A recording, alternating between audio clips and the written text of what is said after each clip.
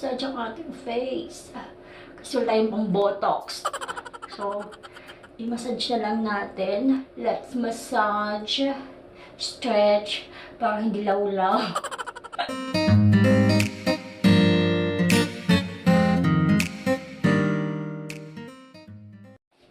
Good morning, guys. Dito ako sa CR, of course. Nakikita nyo naman. Maghihilamos tayo.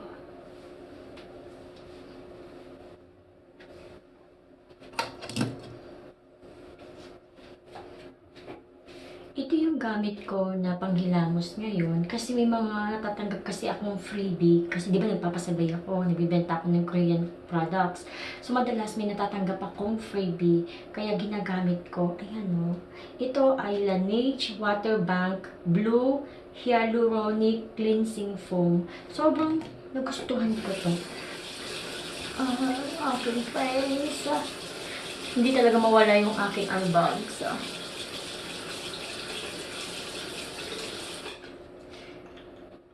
Maliit lang to siya. As 2025. Ngayon yung kanyang expiration date. Pero sa October pa. And ganyan lang yan siya. Gustong gusto ko siya kasi ang smooth niya sa face.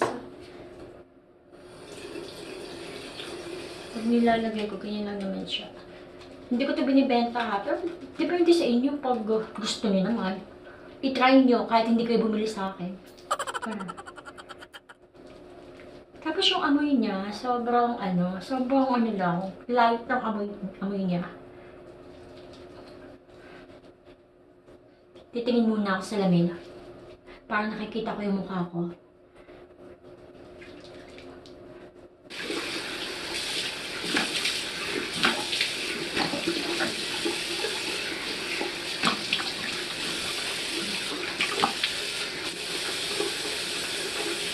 Ang light niya sa pakaramdam, guys. Kaya gustong gusto ko din yan. Massage natin. Massage ang ating face. Kasi wala tayong pang botox. So, i-massage na lang natin. Wala tayong pang bayad sa mga surgical. Surgery. Wala tayong budget, guys. So, let's massage. Stretch. Para hindi lawlaw. Diba? Yan. Stretch lang natin. Ganyan. Ganyan. Napasok ako kanina. Ay, kahapon ata to na nagluluto ako ng ng tinola. Yan o.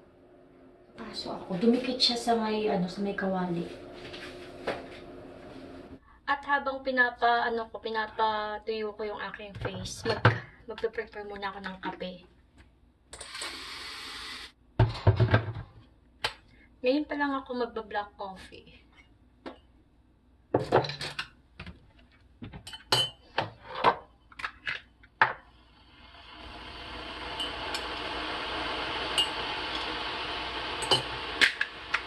Sarap ang ulam ko, guys, kasi ako, tinolang manok.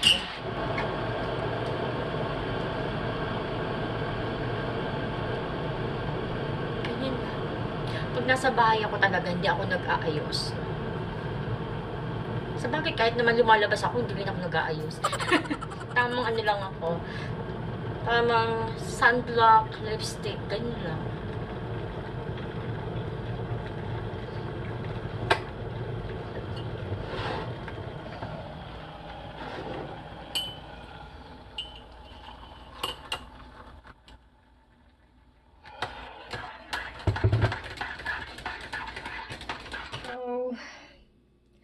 Actually ngayon, guys, mahina lang yung boses ko kasi may sakit si Mr. Dax.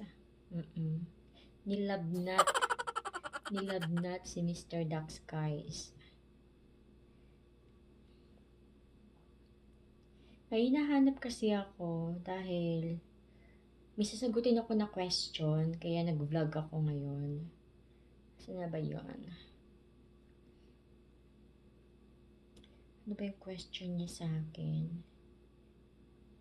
Ito yung tanong sa akin, guys. Lods, totoo ba na pag nag-asawa ka ng Koreano, pagdating dyan, hindi ka makatrabaho na sa bahay ka lang. Ito guys is hindi yan totoo. Pero may konting totoo po. Kasi ibig sabihin nun, depende sa sitwasyon. Pinaka-priority nila pagdating nila ng Korea is makapagtrabaho talaga agad sa Korea. Pero ang realidad kasi, pagdating mo ng Korea, madami kang i-a-adjust. Madami ka dapat unahin like kayo ng asawa mo na kunyari hindi pa kayo as in nagsasama ng matagal sa Philippines ha.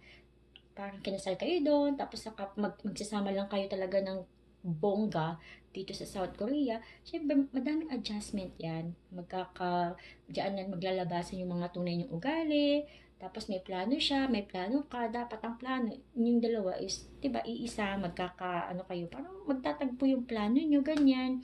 Madaming dapat i-adjust pagdating po dito sa South Korea, kagaya yung language nila, yung culture nila na medyo masasyak ka talaga sa umpisa, and syempre, pakikisamahan mo din dapat yung kanyang family. Kung ang priority mo is makapagtrabaho agad sa Korea, pagdating mo dito, malamang magkaaway kayo ng asawa mo Koreano. And hindi naman talaga as in pinagbabawalan ng Koreano na makapagtrabaho. Halos karamihan halos karamihan. May ibang pinagbabawalan, ayaw magtrabaho kasi kaya namang suportahan yung Pilipina, binibigyan ng allowance. Pero yung Pinay naman is gusto magtrabaho kasi nga gusto magkaroon ng pera pang tulong naman sa Pilipinas. And syempre, guys, real talk lang po pag nasa sa Korea ka kasi at may asawa ka, dapat ang priority po natin is yung asawa natin. Yung relasyon natin sa asawa natin. Depende din yan kasi, kunyari, yung lugar mo, gusto mong magtrabaho, pero yung lugar mo walang available na trabaho na pwede sa'yo. Kasi foreigner ka naman. Hindi ka pa marunong mag-Korean. Kadalasan sa mga trabaho dito ng mga Pinay is yung pagtuturo ng English, kasi ang iba naman is kahit hindi ka talaga as in tapos sa education or pagiging teacher sa Pilipinas, pwede ka magturo dito eh. Factory, kasi may mga factory naman na alam mo yun, yung may machine ka lang, tapos waiting ka lang, mayroon ka lang gagawin dyan, hindi ko alam kung ano kasi hindi pa ako nakapagtrabaho sa factory. Pero minsan, hindi mo na kailangan makipag-usap. So, pwede doon kasi hindi naman kailangan ng Korean language doon. And yung trabaho naman din sa restaurant. Pero yung restaurant is depende kung sa kitchen ka lang, maghuhugas ka lang, part-time lang, ganyan. Yun yung mga hindi kailangan ng Korean language talaga. So, yun yung mga possible na maging work ng mga Pinay dito na bago pa lang dumating ha. Oo, so, alam mo yun, minsan gusto natin magtrabaho pero mapapatanong ka, anong bang trabaho ang gustong pasukan dito? 'Di ba? And may iba talaga na hindi pumapayag kasi nga ayaw lang nila pag-astarpahuin yung mga asawa nilang Pinay. Gusto nila is sa bahay lang, ganun. May mga ganun namang sitwasyon. Pero sa totoo lang, kung hindi ka papayagan ng asawa mong Koreano na magtrabaho, kung bago ka pa lang tapos hindi ka pinayagan, huwag mong ipilit. Oo, huwag mong ipilit, huwag mong anuhin, huwag mong i-ano yung gusto niya, kontrahin. Kailangan kasi pagdating mo sa Korea, ang una mong ibibuild yan, yung trust ng asawa mo. Mm. Yung tiwala muna ng asawa mo at maging okay kayo. Oo, yung dapat ang priority, hindi yung priority mo magkatrabaho. Tapos away-awayin yung Koreano kasi hindi pinapayagan magtrabaho.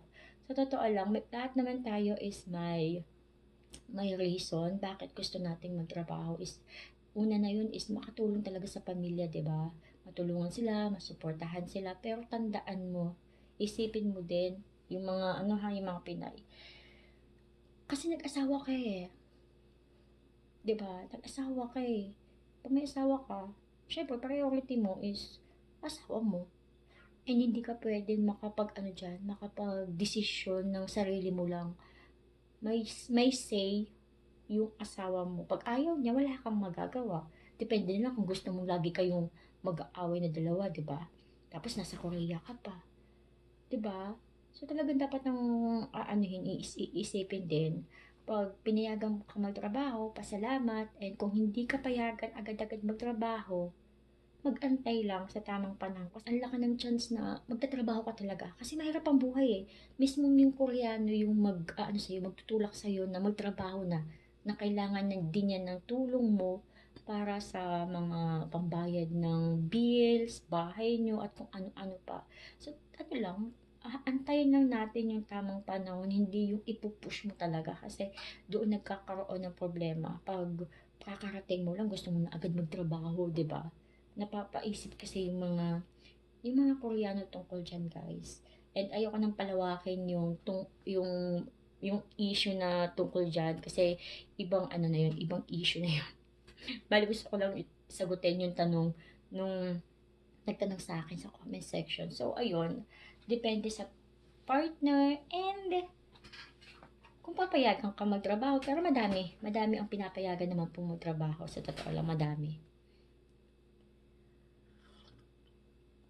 So, ayun lang. And, i-share ko lang pala sa mga hindi pa nakakaalam. Ako, simulan dumating ako ng Korea, nagtrabaho ako nagtrabaho ako sa restaurant, nagsiserve ako. So, nakikipag-usap ako sa customer. Pero, kahit pa paano, medyo madali lang naman kasi di ba may menu. As mababasa mo naman yung menu kung anong gusto nila. And minsan, ang hinihingi lang naman din nila minsan is yung drinks, yung beer, and yung mga side dishes for refill. So, madali lang. Kaso nga lang, nahirapan ako pagkausap na yung sajangnam kasi syempre may mga iba-ibang mga pinapaliwanag yan, di ba? Pati yung ajuma na nasa kitchen, may mga pinapaliwanag na hindi ko nagigets. Minsan pag may hindi ako alam na words, medyo nako-confuse na ako. So yun yung struggle ko nung nagtrabaho ako sa restaurant, and sobrang grabe. As in, pali-pali talaga. Oo, hindi talaga biro yung magtrabaho dito sa South Korea. Kahit yung mga factory, ay nako, sa bagay kung nasanay ka naman na, yung katawan mo is okay na, mapapagod ka pa din, pero kakayanin naman. Pero, hindi biro guys. Hindi biro, and hindi ka pwedeng basta-bastang uma-absent. Alam mo yun, makaka-absent ka lang yung tipong gapang na gapang ka na dahil sama ng pakiramdam mo. Ganun po dito sa South Korea, kaya mapapagod po talaga magtrabaho. Kaya sa mga hindi pa pinapayagang magtrabaho ng asawa nila, i-enjoy nyo yung panahon na yan, i-enjoy nyo yung time, na may time kayong gumala, may time kayong mag-stay sa bahay, may time kayong gawin yung gusto nyo. Kasi pag dumating naman yung panahon na pinayagan kayong magtrabaho, ay nako, mamimiss nyo po yan. Mamimiss nyo yung time na libre, yung free kayong gawin ng lahat. Anyway, yun lang po guys. Maraming salamat. And yung vlog ko na to is wala akong gustong ma-offend. Depende po ito sa sitwasyon po natin. Yung sa akin is, yun po yung opinion ko lang. So, maraming salamat guys and bye-bye!